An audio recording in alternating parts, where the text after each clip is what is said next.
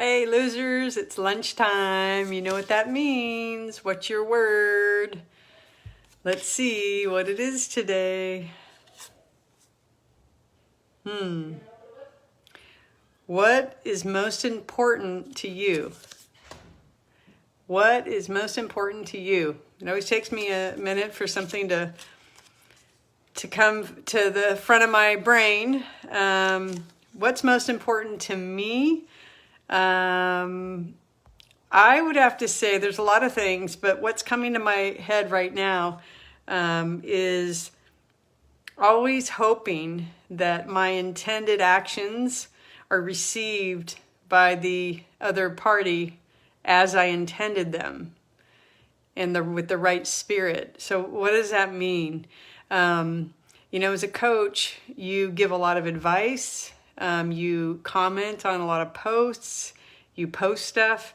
And in my mind, I always know what message I'm trying to convey or what support I'm trying to show.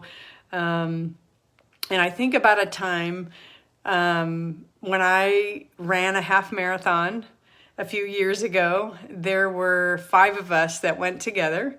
And it was my friend Stephanie and her friend Joni, and my husband and I, and my husband's aunt, Pia.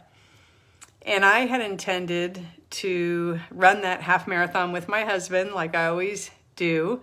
We tend to compete a little bit, even though I've always crossed the finish line first. But in that particular race or event, Pia was on her own, and she was a great runner, but she was a little bit slower than us, so she would have done the whole half marathon by herself. And so I decided to run it with her. I said, you know what? This is all about having fun. It's all about good memories. And Emiliano will be fine. He is so fine running on his own. So I stuck with Pia, and we were in San Francisco running the San Francisco Rock and Roll Half Marathon. And something interesting happened to me that day. And I was in the back of the pack of a half marathon. I'd never been in the back of the pack. I'm never in the front, but I'm definitely haven't been in the back. And so we were running across the Golden Gate Bridge. And when you do that, you're running across the bridge and there's people already on their way back. So they're running against you, right? They're running against traffic, right? You're going one way and they're coming right towards you. And it was the first time I experienced people having good intentions, but the impact on me wasn't so good. As people were jogging past us and we were still going across the Golden Gate Bridge, they were shouting out, "Good job, you could do it. Don't stop, keep going. You're doing great."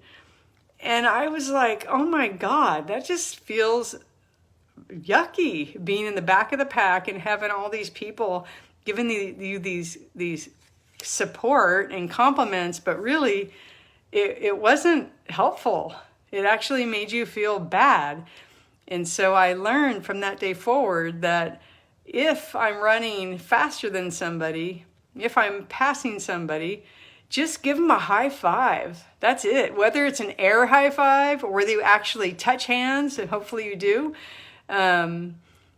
just give them a high five, because your words, sometimes they don't come out the way you intend them, at least from the receiver. So that was a big lesson for me. So really think about how you encourage people, how you encourage your friends, your spouse, your kids. Really think about that, because if you haven't been in their shoes, you may not understand how they're feeling or what they're going through. So anyway, it's important to me that my good intentions actually are good for the people on the other side. So I really try to think about that. All right, what's important to you? Ciao.